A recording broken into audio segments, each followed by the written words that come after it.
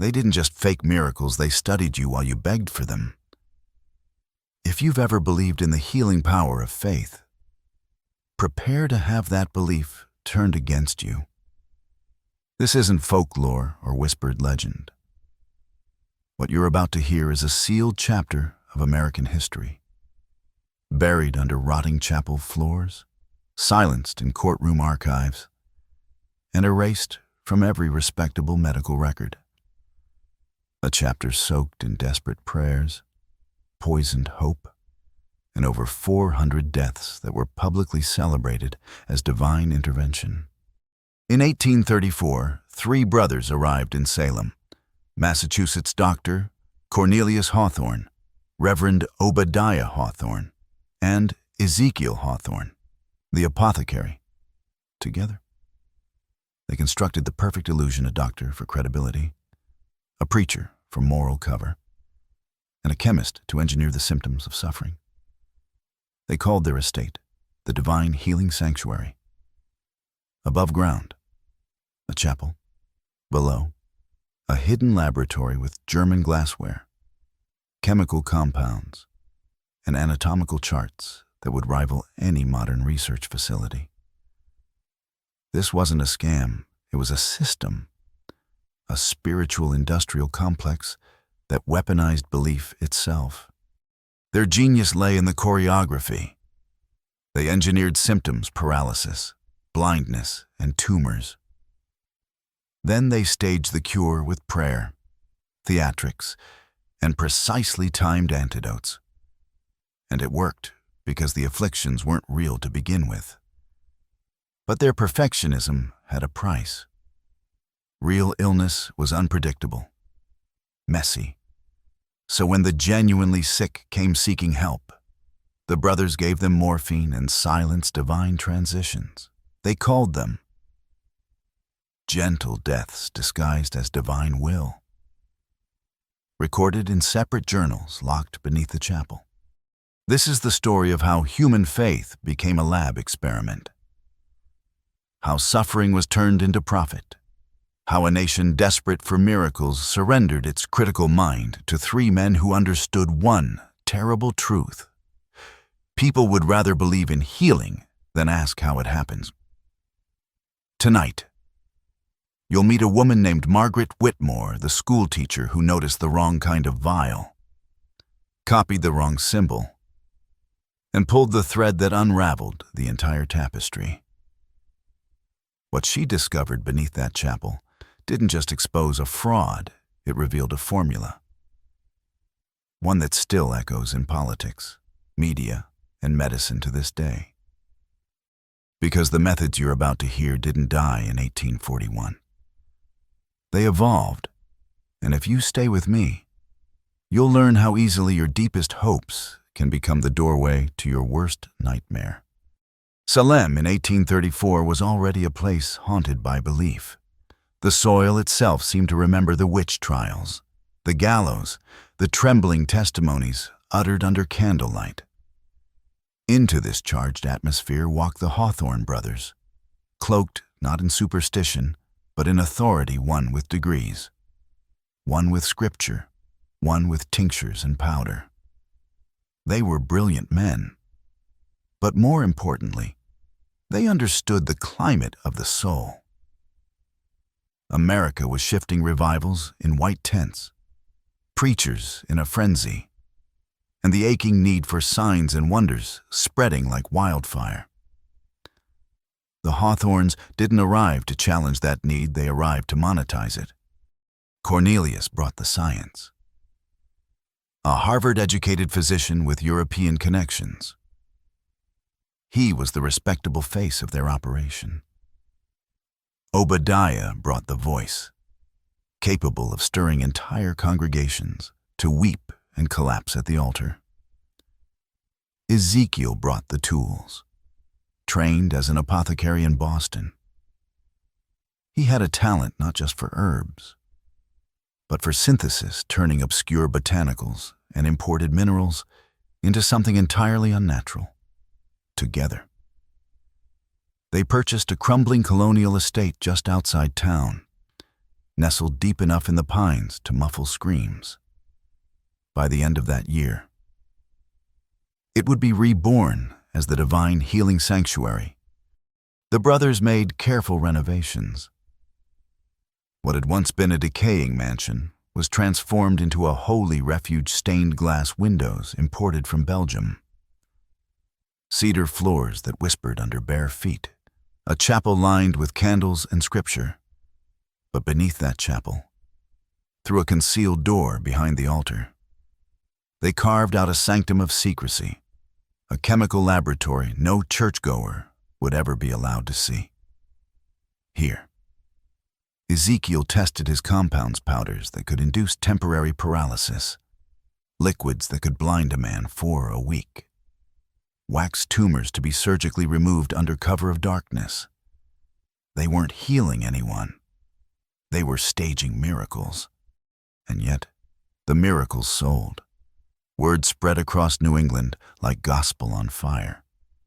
Blind girls could see. Paralyzed boys walked again. Tumors vanished without a scar. Testimonials were carefully scripted. Photographs meticulously staged. Conditions recorded in journals as if by divine hand. Every healing was really a reversal of a condition the brothers had created days or weeks earlier through food, drink, or inhalation.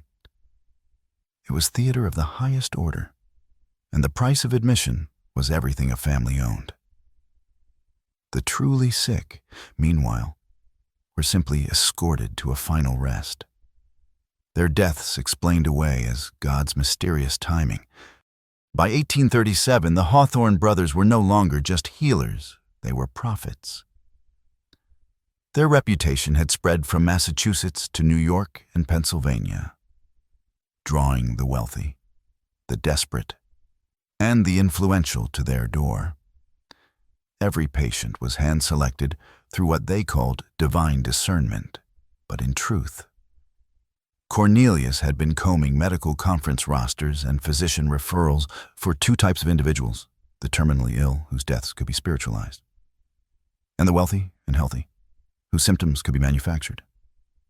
Their operation thrived on precision. Ezekiel's compounds could induce gradual numbness, temporary blindness, even fevered hallucinations that mimicked late-stage disease. A visitor would arrive curious, become mysteriously ill, and find their only salvation behind the sanctuary's locked doors. They didn't just prey on illness. They created it.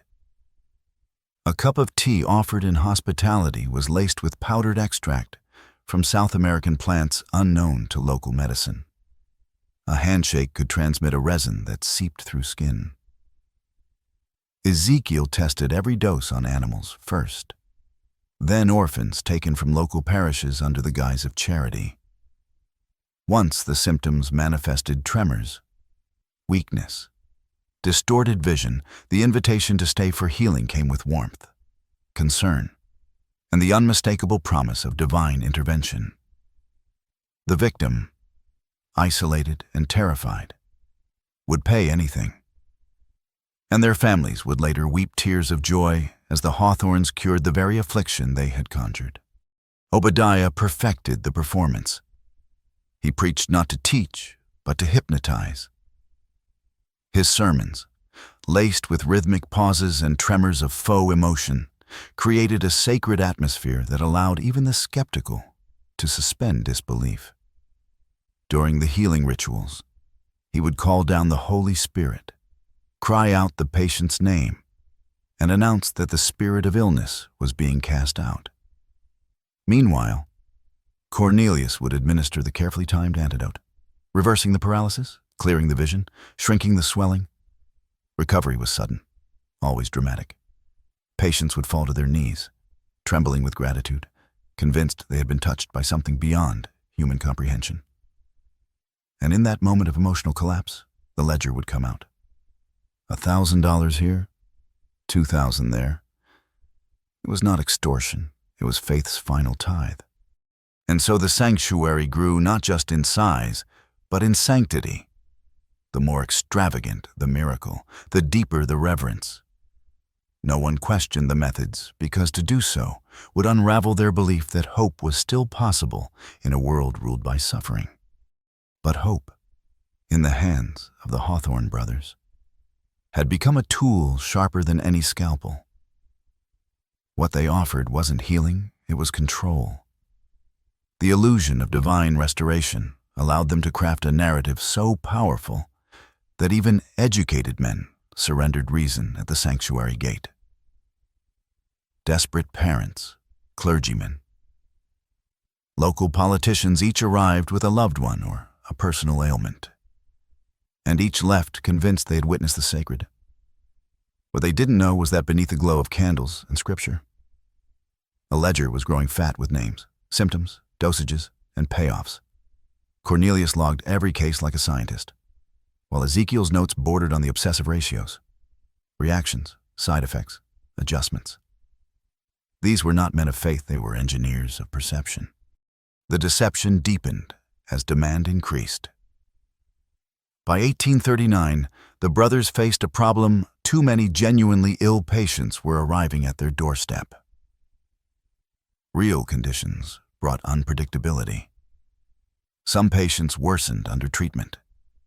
Some died too early, and unlike their manufactured cases, there were no clean lines of symptom and cure. So Ezekiel devised what he called divine transitions, a euphemism for mercy killings: morphine, laudanum, carefully measured overdoses, sometimes slipped into wine, sometimes into communion wafers. The patient would drift into sleep and then never wake. The family would be told that the spirit had been called home at the peak of their healing journey. No one questioned it. After all, what better way to die than in God's arms, surrounded by prayer? This dual approach, healing the healthy, eliminating the incurable, allowed them to maintain an unbroken reputation. Every case that left the sanctuary alive did so with photographic evidence of transformation. Every death was cloaked in spiritual language and carefully timed grief. They had no shortage of volunteers because the sicknesses, in many cases, didn't exist until the Hawthornes introduced them. And they had no resistance from grieving families, who chose faith over forensic doubt. It was easier to believe in divine mystery than face the horror of deception. By the time Margaret Whitmore arrived at the sanctuary with her daughter Sarah, the system was operating with surgical efficiency. Sarah's symptoms blurred vision. Trembling hands seemed textbook. Cornelius called it a divine calling. Obadiah wept during prayer. Ezekiel offered a tonic to prepare the spirit. And Margaret, grieving, hopeful, and worn down by years of failed treatments, believed. She didn't know that Sarah's illness had been planted months earlier, and she had no idea how close she stood to pulling back the curtain on the deadliest performance in American history. Sarah Whitmore was a perfect Mark Young. Beautiful, from a family with money and desperation. Her symptoms weren't coincidence. They were precision. 2 months before arriving at the sanctuary, she had met a kind man at a Boston coffee house, introduced by a mutual acquaintance. He spoke of herbal remedies and spiritual health, offered her a calming tea, and left with a blessing. That man was Ezekiel Hawthorne, operating under an alias. The compound he gave her worked slowly, subtly a gentle decline that mimicked a rare neurological condition. By the time Sarah was brought to the sanctuary, her illness looked unexplainable. But to the brothers, it was entirely predictable. Margaret, like any mother, clung to hope. She had burned through her husband's legacy on consultations, train tickets, and empty promises from East Coast physicians. The Hawthornes, in contrast, seemed serene, certain. Cornelius performed his examination with the calm of a man who had already solved the puzzle. Obadiah prayed with a desperation that seemed holy. And Ezekiel, always quiet, handed Margaret a small amber vial. To prepare the soul, he said, within days. Sarah began to improve. Her vision cleared. Her hands steadied. Margaret called it a miracle. But miracles, in the divine healing sanctuary, had price tags, $1,200, paid in full by the end of the second week. She paid gladly. She believed she had witnessed something sacred. What she couldn't ignore, however, was the moment the mask began to slip. While packing Sarah's belongings, Margaret accidentally knocked over a wooden box beneath the bed. Inside were 6 small vials, each labeled with strange symbols, alchemical glyphs, not medical terms. A former schoolteacher with a curious mind. Margaret copied the symbols onto paper and took them to her trusted apothecary back in Boston. What she heard there changed her forever. These weren't healing tonics, they were poisons. Belladonna, wolfsbane, unknown compounds with effects listed in cryptic shorthand. One symbol translated roughly to paralytic reversal agent. The implication was immediate and horrifying. Sarah had never been ill. She had been made ill, and now, supposedly healed. She was nothing more than a trophy in a carefully staged illusion. Margaret returned to Salem with shaking hands and a rising dread. She no longer saw saints in the Hawthorne Brothers.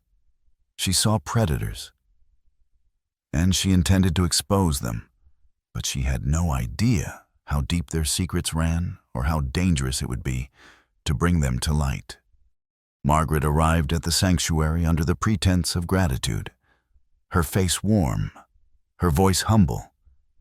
She told the brothers she wished to make a generous donation, perhaps even sponsor another patient in need, anything to extend her stay, to observe, to peel back the layers of the theater.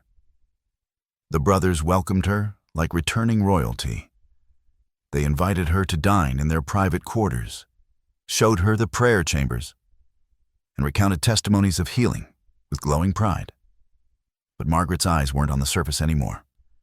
She watched their gestures, their glances, the way Ezekiel seemed to vanish before each miracle and reappear only after the symptoms had abated. The way Obadiah's prayers always ended just as Cornelius administered a final dose of divine medicine. It was too perfect, too rehearsed. During dinner, she asked about Sarah's treatment, what compounds were used, how her vision had been restored, what made her particular case different from others. Cornelius gave vague answers. Obadiah spoke in riddles. Ezekiel said nothing at all. Margaret let the silence grow. She spoke of the vials, though not directly, instead. She mentioned having seen similar symbols in an old textbook on natural sciences. Their response was subtle, too subtle. Cornelius stiffened just slightly. Obadiah's tone grew defensive. They were worried, but not enough. They still thought they were in control. That night, as snow fell quietly over the pine forest outside, Margaret excused herself under the guise of prayer and slipped away into the chapel. She waited behind a wooden cabinet near the altar until the house was silent. Then she moved. Her fingers traced along the baseboards, behind the pulpit, until she found what she hadn't known. She was searching for a loose plank beneath the altar.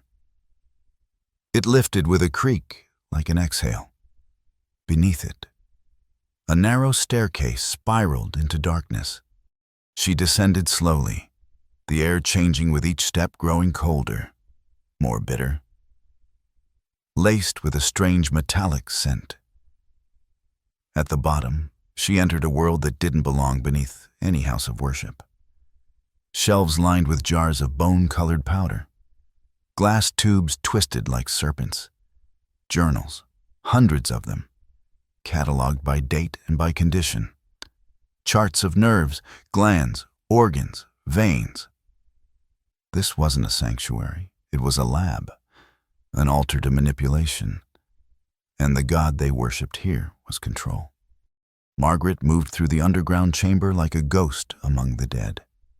Every step revealed another layer of the brothers' precision, a cold, calculated brilliance that had transformed human suffering into profit. She found rows of leather-bound journals, each marked in gold leaf, asterisk, divine healings asterisk, asterisk, transitions asterisk, asterisk, failures asterisk. She opened one at random and saw not words of faith, but clinical breakdowns, dosages, reactions, timeframes, payment amounts. Asterisk patient hash 47 administered compound C7 paralysis onset within 72 hours. Full recovery post-antidote. Fee $1.050. Result successful illusion. Another journal, darker in tone, bore the label asterisk divine transitions asterisk. It chronicled deaths, real deaths. Asterisk patient hash. 12 morphine derivative introduced during prayer. Expired peacefully. Family comforted with theological explanation. No suspicion aroused. Margaret's breath caught in her chest. These weren't just healers turned con men. These were murderers disguised in clerical robes. The laboratory was more advanced than anything Margaret had seen. Even in Boston's finest apothecaries. Glass distillation towers imported from Germany. Shelves of rare minerals ground into dust, scalpels cleaned and ready beside wax molds that mimic tumors with eerie realism. In one corner, a surgical table. It was stained, worn, and surrounded by trays of tools that gleamed beneath the flickering lantern light. Here, the brothers had cut into people while sedated, removing the false tumors they themselves had planted. And then they photographed their miracles with pride. It was more than fraud. It was theater. Death masquerading as deliverance. The deeper she explored, the more she realized this wasn't some isolated operation. There were letters, dozens of them, stored in a cedar box marked asterisk correspondence asterisk. Sealed notes from towns in Connecticut, New York, even as far south as Virginia. Associates, apprentices, other sanctuaries being prepared. It wasn't just the Hawthorne Brothers. This was a growing network, a franchised machine of deception and death. One letter read, asterisk your C5 formula worked beautifully on the boy in Albany. Payment enclosed, preparing for second patient next week. Asterisk. Margaret felt her knees weaken. Then she heard the creak of wood above her head. A slow, deliberate footstep. The brothers had noticed her absence. The illusion was crumbling.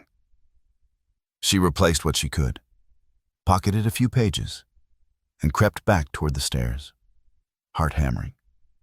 But when she reached the top, she found herself face to face with Cornelius Hawthorne, lantern in hand, expression frozen in fury and dread. Mrs. Whitmore, he said quietly, you've seen what wasn't meant to be seen. The mask had fallen, and the sanctuary of miracles had become a chamber of judgment. The air between them crackled with something darker than fear recognition. Cornelius wasn't surprised to find her there.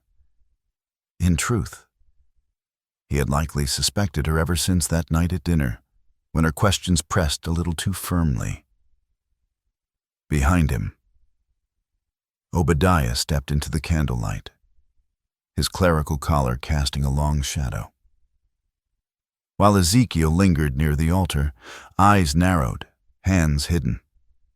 They formed a triangle around Margaret, not with violence, but with practiced control. You've misunderstood what you've seen, Obadiah said, his voice still rich with the same practiced cadence he used in sermons. This work, it's misunderstood by those who lack divine sight. You see chemicals. We see faith amplified by science. You see death. We see peace delivered before suffering can take hold. Margaret stood still, pages clenched in her hand, her voice trembling but sharp. You see prophet? They didn't deny it. They didn't need to.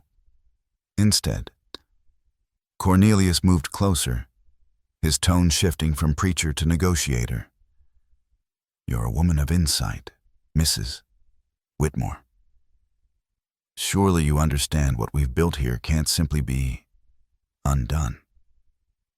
It's too important. He gestured toward the chapel's ceiling. The faith of thousands rides on what we do. If the process behind the miracle is unorthodox, that doesn't negate the result. People walk again. People rejoice. Does it matter how we give them hope? Margaret shook her head slowly. It matters if you made them sick first. Silence followed, cold, heavy, and full of unsaid threats. She knew she was standing not in a sanctuary, but in the epicenters of a carefully maintained illusion, and she was no longer a witness. She was a liability. Then Ezekiel finally spoke, barely above a whisper. You can leave, or you can join the others who went home to God. His eyes, glassy and hollow, fixed on hers. It wasn't rage. It was calculation. A final decision hung in the room, coiled and waiting to strike. But Margaret, unlike their previous victims, had prepared. Letters had already been sent. Her attorney in Boston had copies of her notes, instructions to contact the Attorney General if she didn't return. You can't kill the truth, she said, staring into Cornelius's fading composure. Not this time. You buried too many. I won't be one of them.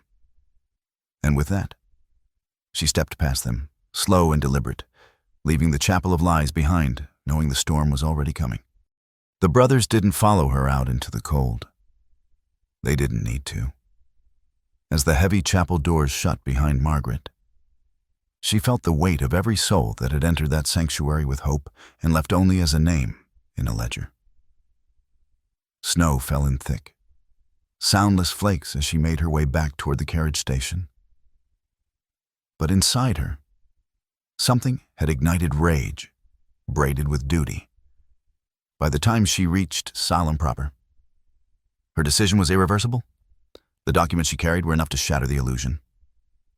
What she had witnessed was no longer just fraud, it was mass psychological manipulation, engineered suffering, and systemic murder hidden behind hymnals and holy oils. And she knew that once exposed. The ripple effect would shake not only medicine and faith, but the very concept of trust itself. Her first step was to alert the Boston authorities. She delivered her files notes, copied journal entries, and detailed descriptions of the underground lab to the office of the Massachusetts Attorney General. It didn't take long. The language was clinical, undeniable. Every journal she had touched detailed methods of symptom induction, staged healing, financial extortion, and quiet executions. The prosecutors were stunned, not only by the moral depravity, but by the scale. This wasn't the work of a lunatic, it was a corporation of cruelty. Within a week, Salem authorities received orders to seize the sanctuary and bring the brothers in for questioning. But when they arrived, the place was empty. The Hawthorne brothers had vanished. No signs of struggle, no farewell, just smoldering candles and hundreds of pages left behind in their rush to escape. What remained was enough to confirm everything Margaret had said and more. Investigators unearthed hundreds of journals stored in sealed crates beneath the altar patient profiles, payment logs, and coded letters from other towns. There were blueprints for expansion, formulas labeled with towns and surnames, and correspondence outlining how other sanctuaries were being prepared in secret. The brothers hadn't been working alone. They had created a network, a kind of black market spiritual cartel spreading westward with each staged miracle. They had intended to franchise faith itself. The sanctuary, once a place of prayer, was now a crime scene and the starting point of a manhunt that would grow into one of the largest investigations in early American history. Within weeks, the scale of the Hawthorne operation began to surface in horrifying detail.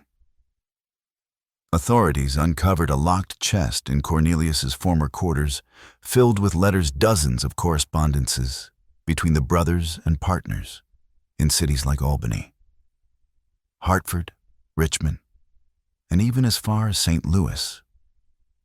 Each letter contained progress reports, patient counts, income tallies, and detailed feedback on compound performance.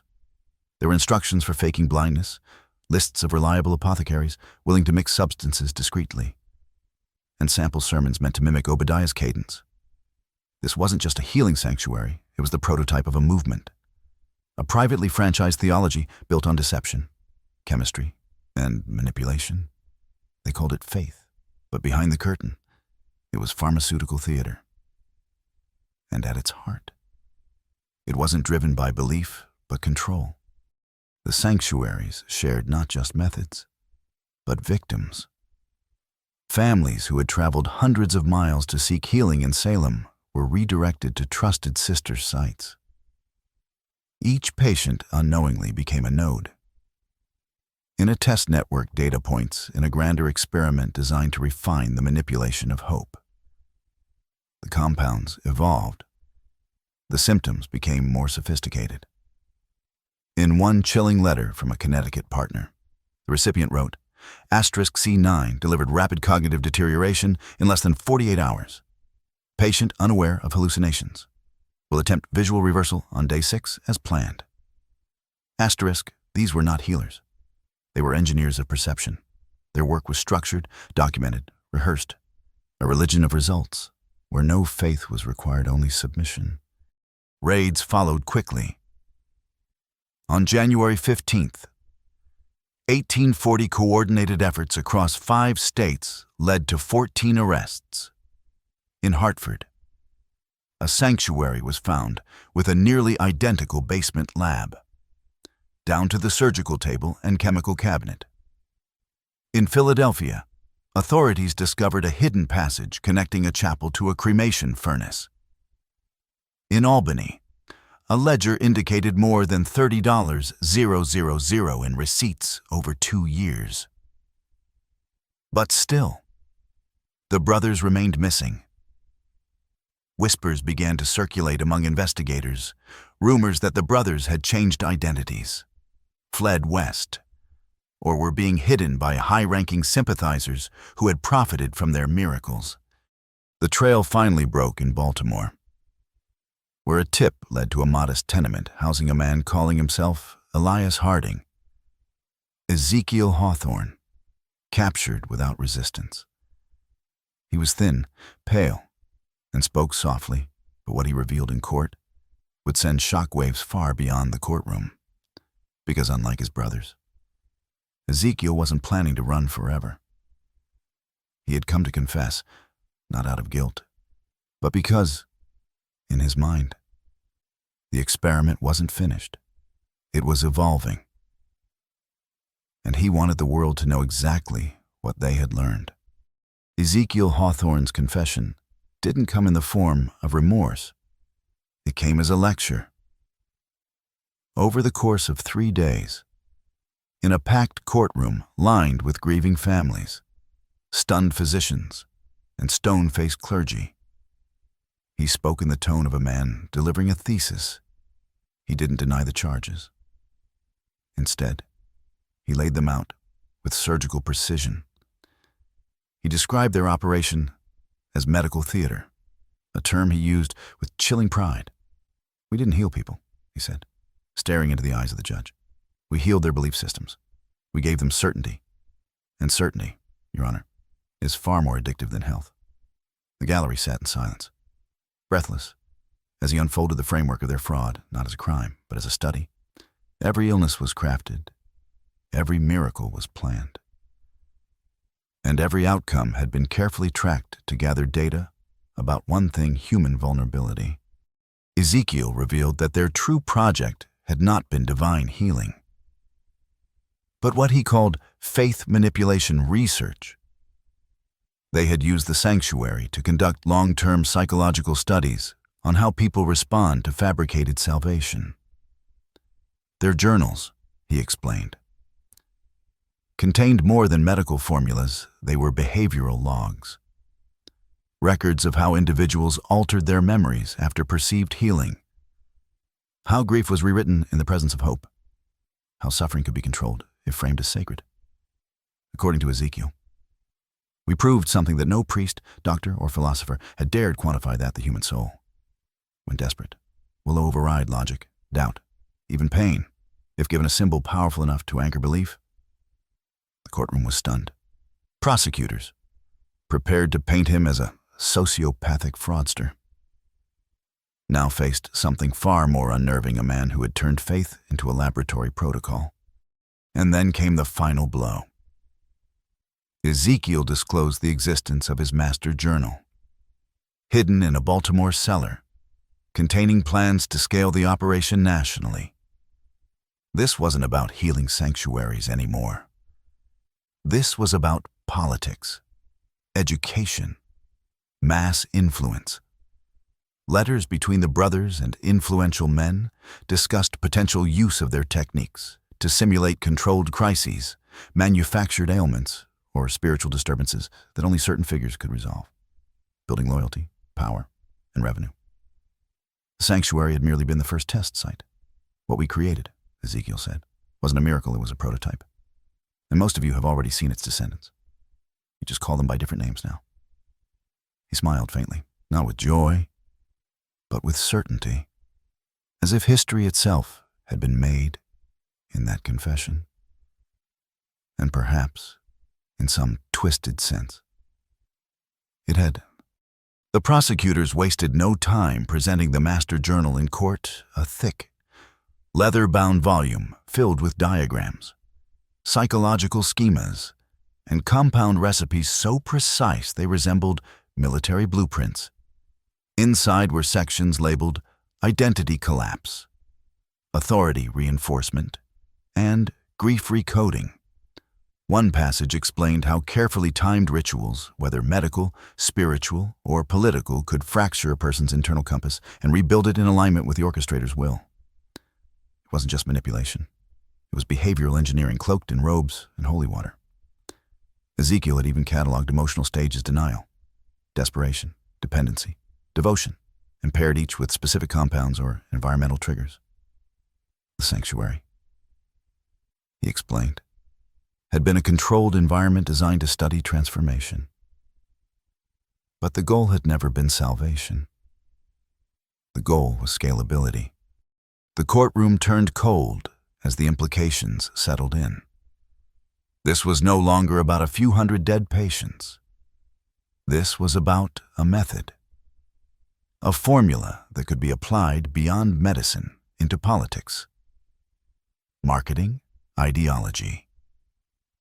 Expert witnesses from Harvard and Yale reviewed the journal and confirmed its horrifying validity. One psychologist described it as a century ahead of its time, terrifyingly complete in its understanding of psychological levers. What shocked the court even more was how familiar it all felt. The use of fear to sell safety. The manufacture of crises followed by choreographed deliverance. It echoed in pulpits, in newspapers, in campaign rallies.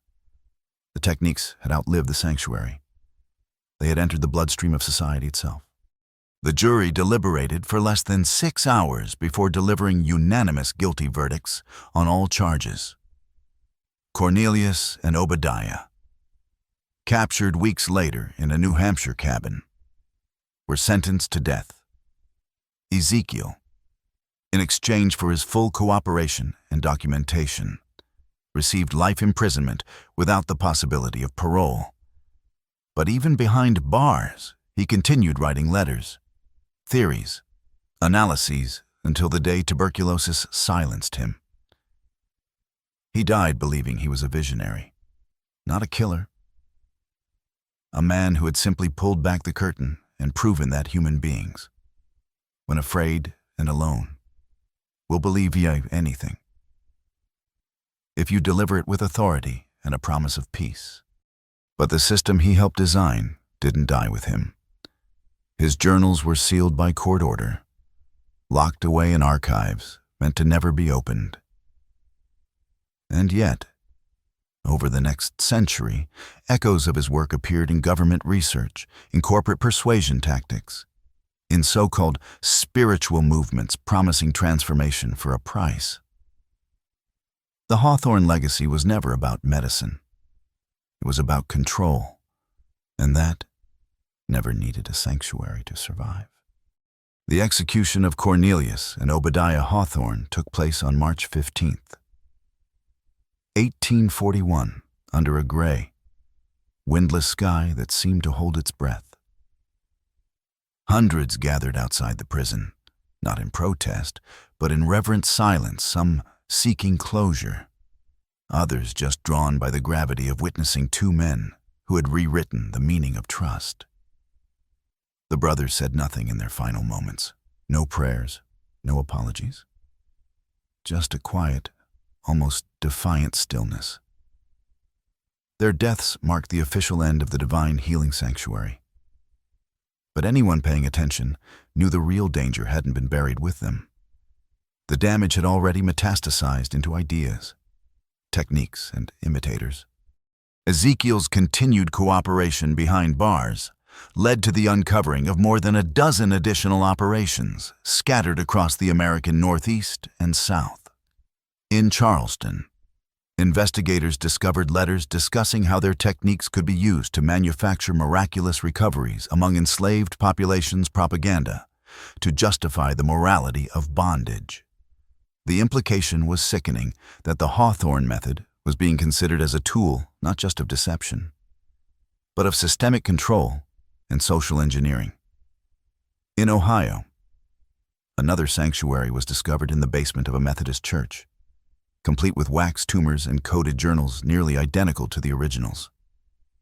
These were not flukes. These were replications. The federal government, shaken by the scale of deception, began quietly issuing internal bulletins to physicians and religious institutions, warnings about recognizing signs of induced symptoms, suspicious patterns in miracle claims, and chemical residue in ritual substances. But there was no public reckoning. The truth was too volatile. No one wanted to admit that faith, one of the nation's foundational virtues, had been turned into a laboratory experiment.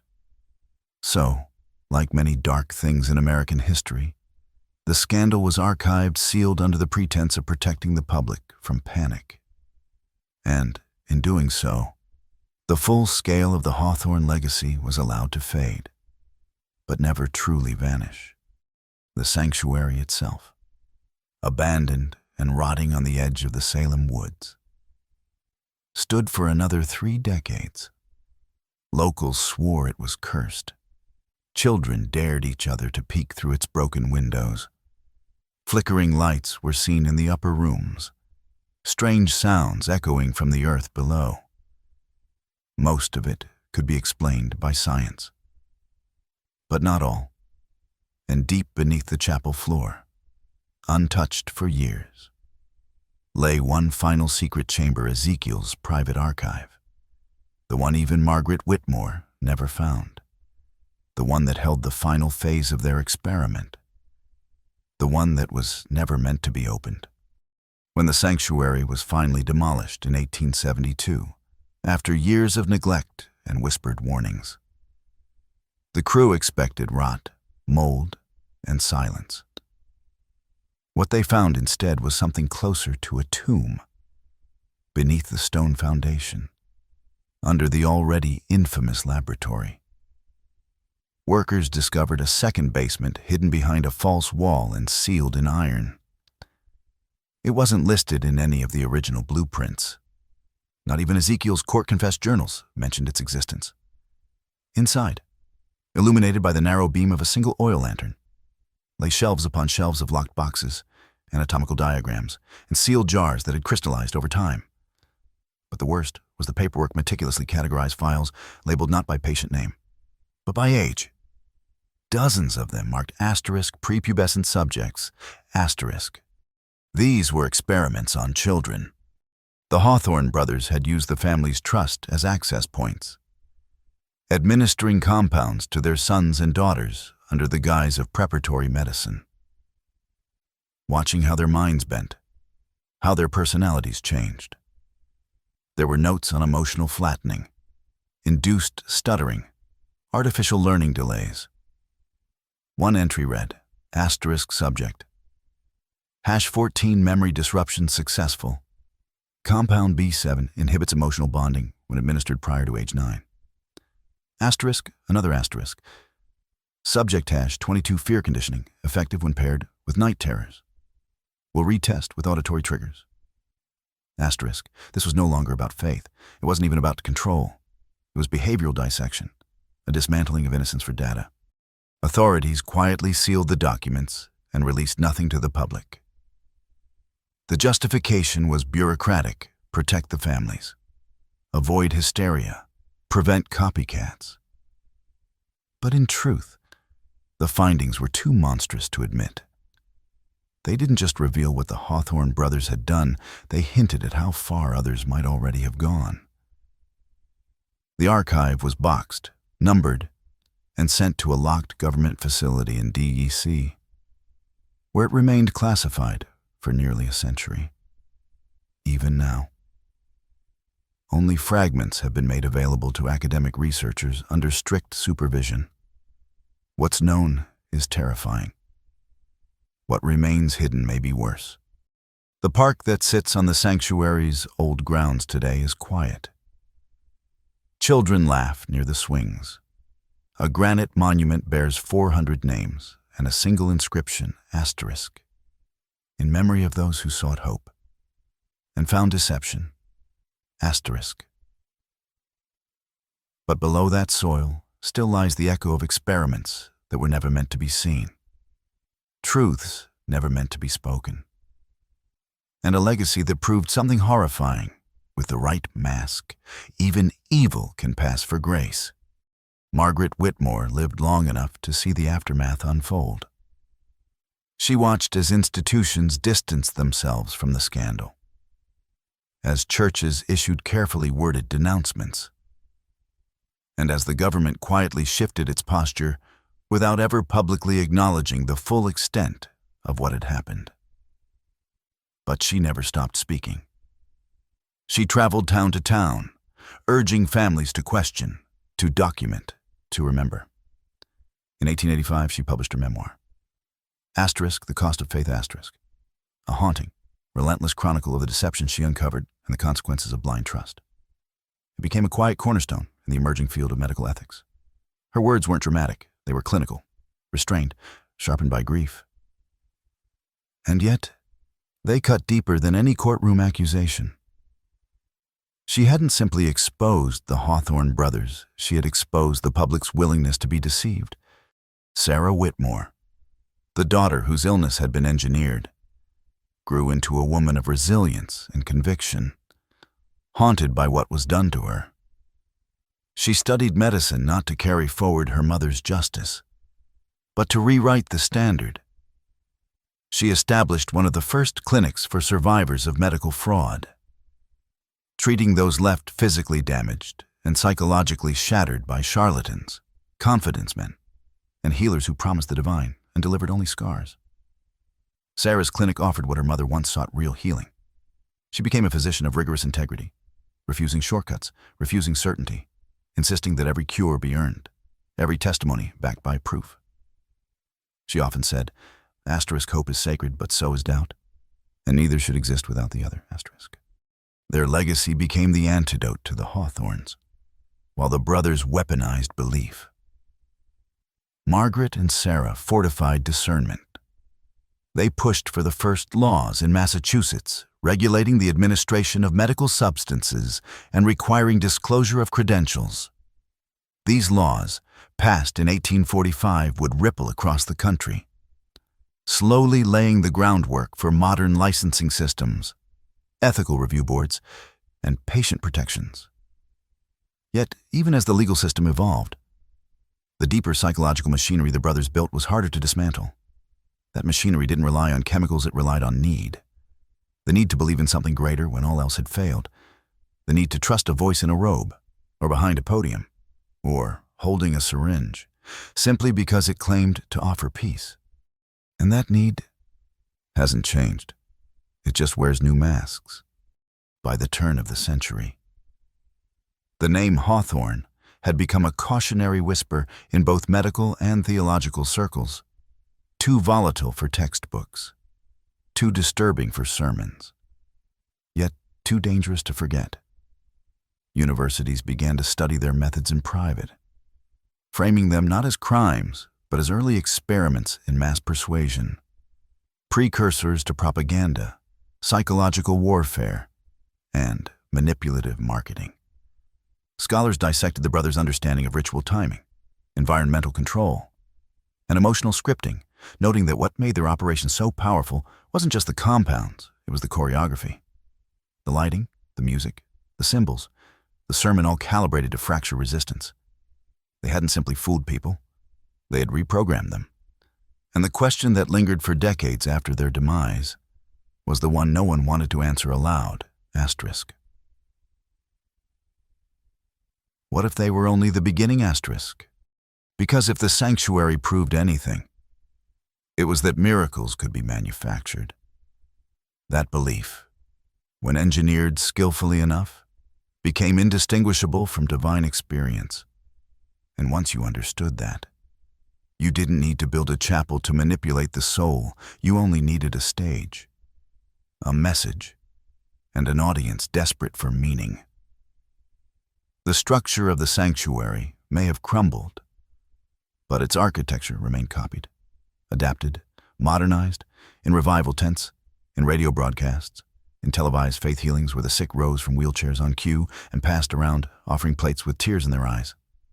Even beyond religion, echoes of the Hawthornes showed up in places with no crosses, no pulpits, only promises, weight loss cults, miracle cures, movements that sold salvation in the form of powder, pills, or ideology, all following the same formula: induce need, offer hope, deliver spectacle. Margaret's warnings remained in print, but largely ignored until the 20th century, when World War propaganda departments began quietly referencing elements of the brothers' techniques in internal training manuals. By then, the core insight had metastasized far beyond its origins. Fear collapses the critical mind. Desperation opens the gates. And with the right sequence of pain, relief, and narrative, you can make anyone see God, even if the hand behind the curtain is soaked in blood. The Hawthorne sanctuary was a prototype. Yes, but not just for fraud. For systems, for influence, for control masquerading as care. And the most terrifying part, it worked not because people were stupid, but because they were human. They wanted to believe. And belief, once triggered, obeys. In 1971, exactly a century after the demolition of the Divine Healing Sanctuary, the sealed archives of the Hawthorne investigation were quietly declassified for academic review. Tucked deep inside the National Medical Ethics Archive in Washington, D.C., researchers uncovered boxes labeled with cryptic notations, *E, Hawthorne Terminal Protocols, *, Faith, Influence, Mapping *, and * Behavioral Reinforcement Trials.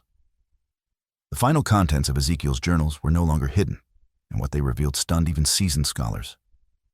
One journal, its pages fragile but legible, outlined what he called the final phase, a blueprint for mass-scale behavioral influence that would no longer rely on chemicals or confined sanctuaries, but on language, light, rhythm, and repetition. He believed the soul could be conditioned like a limb, trained to move toward anything that soothed fear or pain.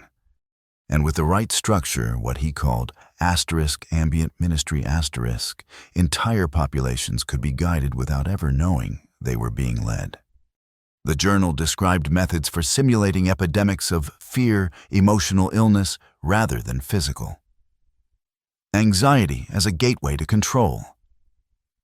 He wrote about ideological medicine, treatments not for the body, but for belief prescriptions of doctrine, doses of identity.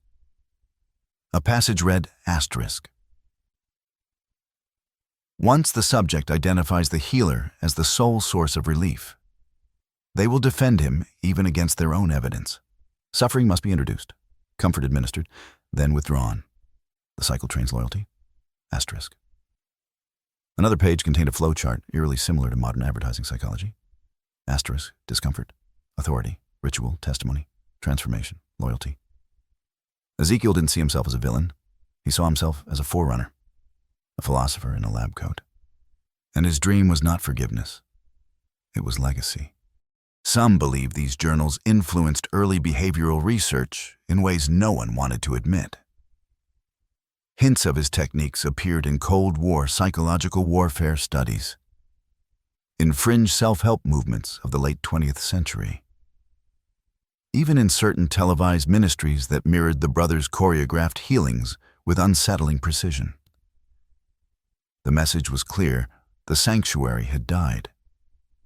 But the mechanism had not. It had adapted to new clothing, new languages, new platforms. What was once administered in a chalice now came through a screen.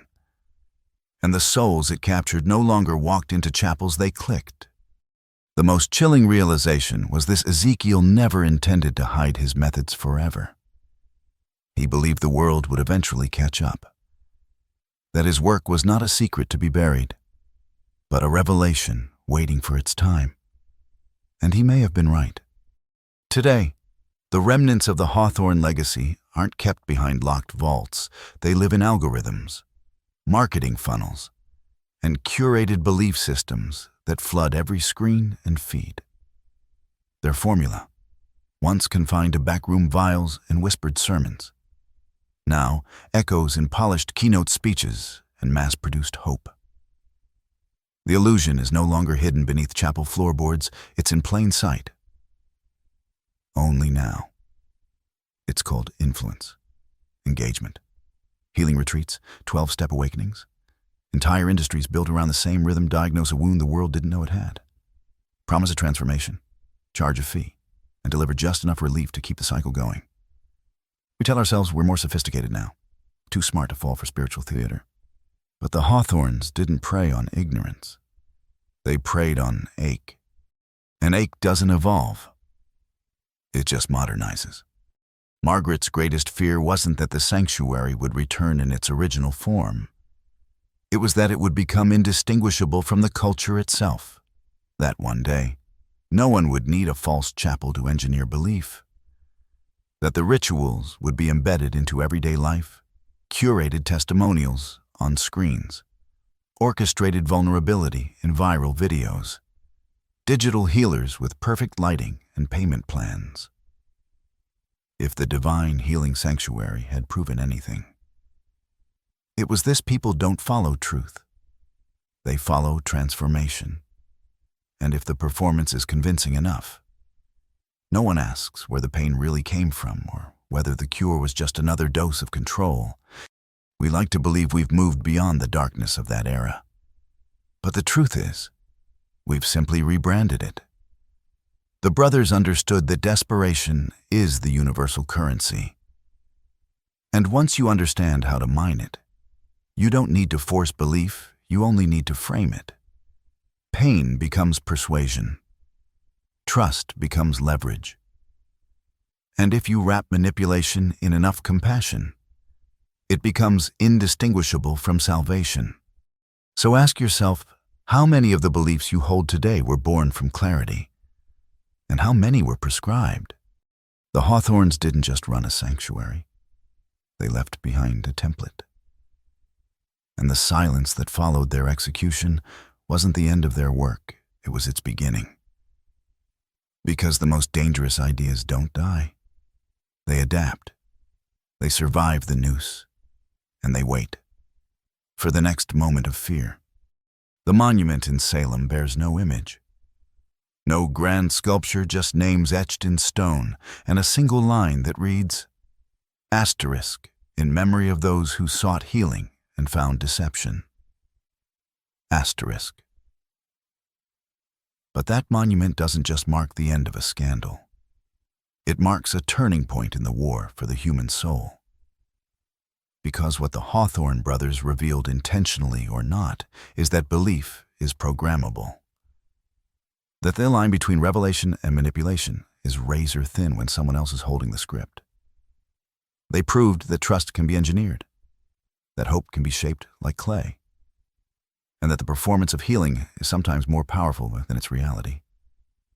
And the moment society accepted the performance as enough was the moment it lost its immunity. The sanctuary didn't just defraud families, it rewrote the blueprint of how power could be held without force. Not with weapons, but with rituals. Not through conquest, but through choreography. What they built was a prototype for every institution that would later learn to weaponize narrative cults. Corporations, political machines, false prophets, all of them tracing their tactics back, knowingly or not, to that rotting chapel in the Massachusetts woods. The brothers didn't need to be remembered by name. They had embedded themselves into the machinery of influence, into every miracle sold on cue, into every problem invented to sell a savior, into every voice that says, asterisk. Only I can fix what's broken in you, asterisk. So, here's the question. Now that you've followed this descent to its final floor, what if it's still happening? What if you've already been inside a sanctuary and never knew it, not a building, a belief, a platform, a message that offered comfort at your lowest, certainty at your most confused, and never asked you to examine the cost? Because the Hawthornes taught us that the most effective deception is the one we welcome. The one that feels like salvation. The one that tells us what we want to hear, precisely when we're too broken to resist. You weren't supposed to hear this story. It was sealed for a reason. But now that you have, the question isn't whether you believe it, it's whether you'll recognize its echoes the next time someone offers you a cure, wrapped in faith, bathed in light, and timed just right. If you've made it this far, then something inside you already suspects the truth. You feel it not just as curiosity, but as a disruption. A crack in the wall, you've been told, is solid. Because stories like this aren't just about the past. They're warnings disguised as history. You don't need to believe every detail to feel the pattern. The desperate faces, the too perfect testimonies. The cycle of suffering and salvation that always ends with a transaction. The divine healing sanctuary may be gone, but its ghost lingers in every corner of modern culture that thrives on your pain and sells it back to you as purpose. There's a reason this story was buried for generations. It doesn't just challenge corrupt healers, it challenges systems that depend on blind belief. It asks you to confront how often you've outsourced your inner authority in exchange for comfort. And that's dangerous, because once you see the strings, you can't go back to being the puppet. Once you hear the formula, you start to recognize it in a political speech, in a spiritual seminar, in the soft voice of someone telling you they can fix everything. If only you surrender just a little more of yourself. The Hawthorne Brothers didn't invent this, they simply refined it to an art. But what they built became a mirror, one that forces us to ask asterisk, where else have we seen this play before asterisk? So here's what I ask of you now, not as a viewer, but as a participant in your own story. Look at the sanctuaries around you, the belief systems you've adopted, the influencers, leaders, or institutions you trust when you're afraid or lost. Ask yourself asterisk, did I choose this? Or was it prescribed asterisk? Because the cost of unexamined belief is not just money or time, it's identity.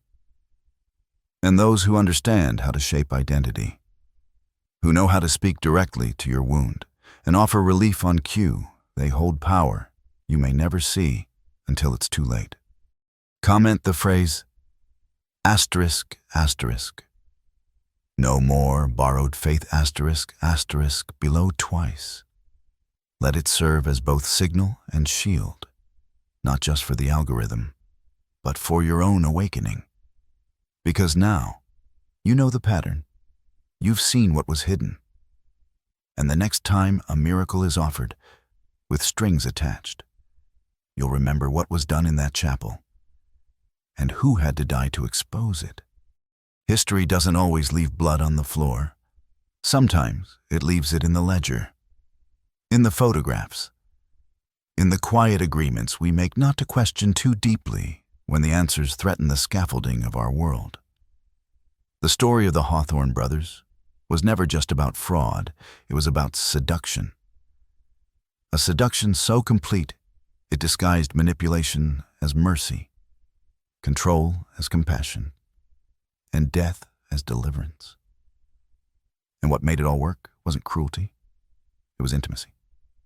They looked their victims in the eyes, held their hands during prayer, wept beside grieving families, and in doing so, they earned trust not by force, but by ritual. That's what made them dangerous. That's what made them unforgettable. You see, the Hawthornes understood something chillingly prophetic if you want to enslave a person. Don't chain their body, bind their meaning. Give their suffering a story. Offer them purpose inside the pain. Then place yourself at the center of that story as the only one who can lead them through it. It doesn't matter if it's a compound or a mantra, a prayer or a protocol. If they believe it leads them to peace, they will follow, even into a grave, even against their better judgment, even when their soul whispers that something isn't right. Because when pain finds a storyteller, it stops asking for truth, it asks for relief. And those who master that dynamic become something far more dangerous than con men. They become architects of identity. This story ends here, but the pattern it reveals is very much alive. Maybe not in a chapel anymore. Maybe not with vials or holy robes.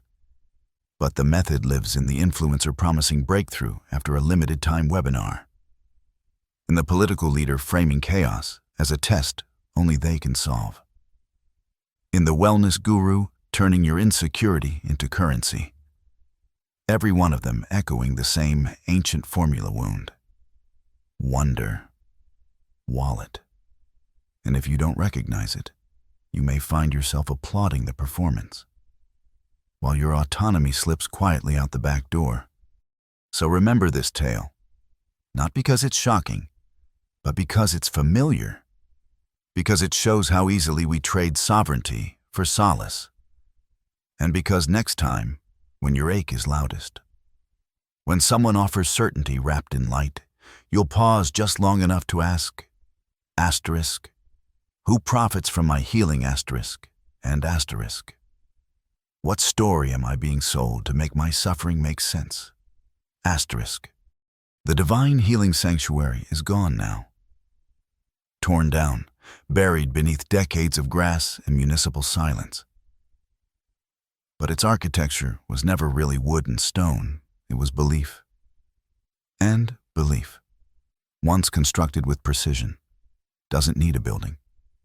It replicates in whispers, in longings, in every human moment that aches for certainty.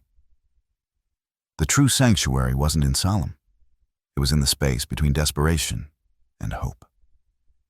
A space the Hawthorne brothers mastered, mapped, and manipulated like no one before them. And while their names may be forgotten in the scroll of history, their design lives on in the way fear is framed, in the way healing is marketed, in the way truth is too often postponed in favor of comfort. This is the part of the story most people never reach, not because it's hidden, but because it's inconvenient. It asks too much. It doesn't offer neat resolutions or a hero's ending. Margaret Whitmore died decades after the trials, her life quiet, her work unfinished. Sarah passed in her 70s, still treating those damaged by others who had learned to dress deception in the language of light. And the journals, those black-spined artifacts of engineered faith, were studied, copied, and filed away under euphemisms like asterisk persuasive design, asterisk, asterisk behavioral anchoring asterisk, and asterisk cognitive pathing asterisk. Their terminology changed. Their impact did not. So what should you do with this knowledge now that it's yours? You can bury it like the others did. Compartmentalize it. Pretend that modern life is too evolved to fall for the same old plays. Or you can hold it. Keep it close, not as paranoia, but as clarity, as armor. The next time someone offers you healing, deliverance, transformation, ask for evidence. Ask for time. Ask for space to grieve without pressure to be fixed. And when they resist, when they push too hard, smile too wide, promise too much, remember the Hawthorne Brothers didn't wear masks. They wore trust. Because the real legacy of the divine healing sanctuary isn't death. It's permission. It's the understanding that you are allowed to doubt what feels too perfectly timed. That you are allowed to question what everyone else calls divine. That you are allowed to protect your soul, even from the hands that claim they came to save it, especially from them. And maybe that's the most haunting truth of all, not that evil wears a mask, but that it rarely needs to. It just needs timing. The Hawthorne Brothers didn't prey on ignorance. They preyed on timing. They knew exactly when to appear, when grief had hollowed the defenses, when traditional medicine had failed, when faith felt like the only door left unlocked. And then they entered, not as wolves, but as shepherds, with soft voices, clean hands, and eyes full of rehearsed compassion. They didn't demand power. They waited until people gave it willingly, desperately, lovingly.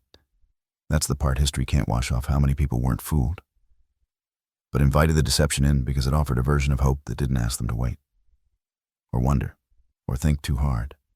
What the brothers created wasn't just a fraud. It was a framework. And that framework has proven itself adaptable across generations, across cultures, across platforms, because the hunger they tapped into hasn't changed.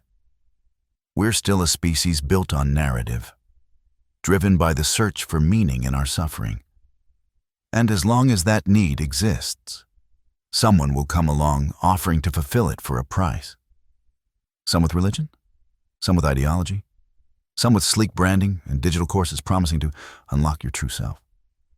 They all say the same thing in different dialects. Asterisk, you are broken, and I am your repair.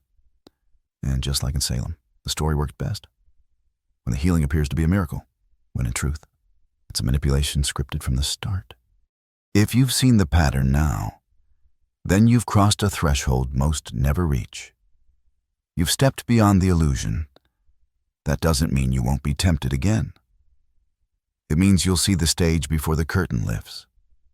You'll feel the cold precision behind the warm smile. You'll remember that trust is not something to be surrendered just because someone speaks your language of pain. It's something to be earned slowly, honestly, humbly. Anything else? Anything faster? Anything flashier? Might be another sanctuary. And if it is, you now know where the stairs beneath the altar lead. And when you know where those stairs lead, you stop worshiping at every altar that promises relief. You start asking harder questions, not just of others, but of yourself. Why did I believe them? Why did I need it to be true? The truth is, the Hawthorne Brothers didn't invent manipulation. They just perfected a mirror, one that reflects back the fragile architecture of human longing, the yearning for meaning, for rescue, for something that makes all the pain worth it. And that's why their legacy endures. Because the world will always have its Cornelius, its Obadiah, its Ezekiel, men who don't demand belief, but cultivate it like a crop, watering it with fear, fertilizing it with half-truths, harvesting it for power. What makes their story unbearable isn't just what they did. It's how familiar it feels now. We've simply exchanged the chapel for a live stream, the sermon for a curated reel, the prayer circle for a monetized community. The same tools, the same choreography, upgraded for modern attention spans. But the effect is identical. You're isolated. you're afraid. And then someone tells you that they alone understand what you're going through, that they alone have the key. That's when the doors begin to close, not physically, but psychologically. And by the time you realize it was never about healing, you've already handed over the most valuable thing you own: your ability to discern truth from theater. So keep your skepticism close, not as armor, but as a compass. Let it guide you through the noise. Let it protect you from those who claim to speak for the divine, but can't withstand questions in the light. The Hawthornes fell not because they were bad performers, but because someone finally peeked behind the curtain. Someone kept asking, why does every miracle come with a receipt? Why are the healed always wealthy, always isolated, always photogenic ? Someone like Margaret Whitmore, who wasn't a prophet or a scholar, just a mother who noticed something that didn't make sense and refused to look away. Maybe that's your role now, to notice, to remember, to carry the weight of this story forward not as folklore, but as a warning etched into your conscience. Because the next sanctuary is already being built, and now you'll see it coming.